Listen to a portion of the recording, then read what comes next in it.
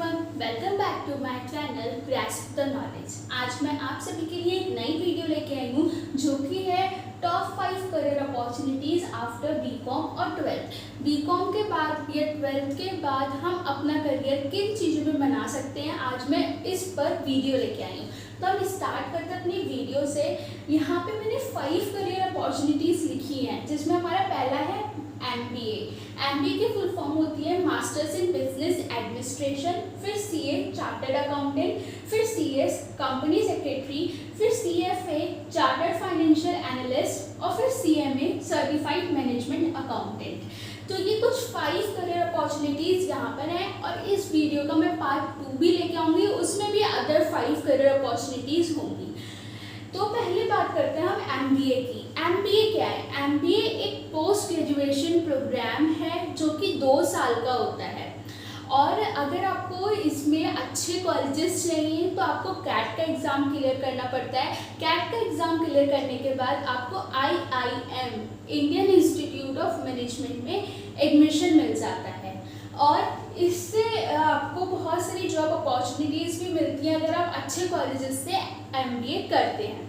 तो हमारा फिर सेकेंड आता है CA। CA क्या है? Chartered accountant. Most of the student क्या करते हैं, 12th के बाद CA ऑप्ट कर लेते हैं, वो भी अच्छा है उनके लिए। उसके लिए उनको ये 3 स्टेजेस क्लियर करने पड़ते हैं। पहला है CPI, IPCC और CA फाइनल। ये 3 स्टेजेस क्लियर करने के बाद उनकी 2.5 ईयर की इंटर्नशिप होती है।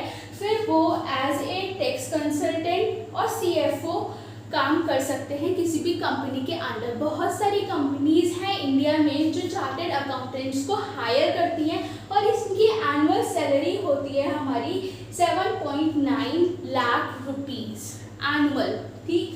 और जो CA होते हैं उनको अपने आप को एनरोल कराना पड़ता है ICAI के under, Indian chartered accountant institute of chartered accountant of India.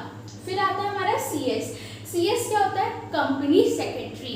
ये 3 साल का कोर्स होता है और इसमें भी 3 स्टेजेस होते हैं, फाउंडेशन प्रोग्राम, एग्जीक्यूटिव प्रोग्राम और हमारा प्रोफेशनल प्रोग्राम। अगर आप इसको बीकॉम के बाद ऑप्ट करोगे तो आपको सिर्फ 2 चीज़ें क्लियर करनी होंगी, 2 स्टेज क्लियर करने होंगे। अगर आप इसको 12th के बाद ऑप्ट करेंगे तो आपको ये तीनों लेवल क्लियर करने होंगे और इसके बाद आप एज अ रजिस्ट्रार या एज अ प्रिंसिपल सेक्रेटरी किसी भी कंपनी में काम कर सकते हैं, जैसे टाटा हो गई, ये सब CS को अपॉइंट करते हैं और इनकी सैलरी होती है 5.8 लाख और ये 1 साल में 2 बार एग्जाम होता है CS का, ठीक। फिर आता है हमारा CFA। CFA क्या होता है? Chartered financial analyst. Chartered financial analyst के लिए भी आपको 3 लेवल क्लियर करने पड़ते हैं, लेवल 1, 2 एंड 3। इसका भी सेम है CS की तरह। अगर आप बीकॉम की बात करोगे तो आपको 2 लेवल क्लियर करने होंगे और अगर आप 12th की बात करते हो तो आपको तीनों लेवल ही क्लियर करने होंगे। इनकी जो सैलरीज होती है वो 6.6 लाख होती है। इसके बाद आप as a CE chief executive काम कर सकते हैं किसी भी नॉन कंपनीज में। जो हायर कंपनीज होती है वही इनको हायर करती हैं अगर आप इसमें एनरोल होते हैं अंडर ICAI के अंडर, ठीक है। फिर आता है हमारा CMA। CMA क्या होता है? CMA है certified management accountant. Certified management accountant क्या है? आप इसको इंडिया से भी कर सकते हैं, आप इसे US से भी कर सकते हैं, लेकिन अगर आप US से करेंगे तो वो ग्लोबली सर्टिफाइड है और आप अगर इंडिया से करेंगे तो आप इंडिया में ही सर्टिफाइड होंगे और अगर आपने US से करा तो आप कहीं पे भी जॉब अप्लाई कर सकते हैं। जो इनकी सैलरीज होती है वो 1.8 लाख होती है। इसको भी क्लियर करने के लिए आपको 3 लेवल देने पड़ते हैं। पहला होता है फाउंडेशन, फिर होता है इंटरमीडिएट, फिर होता है CMA फाइनल। फिर अगर आप बीकॉम की बात करें तो आपको खाली 2 लेवल देने होंगे और ICAI के अंडर आप अपने आप को एनरोल कराना होगा, ठीक। और इसमें एज अ सीनियर अकाउंटेंट आप काम कर सकते हैं।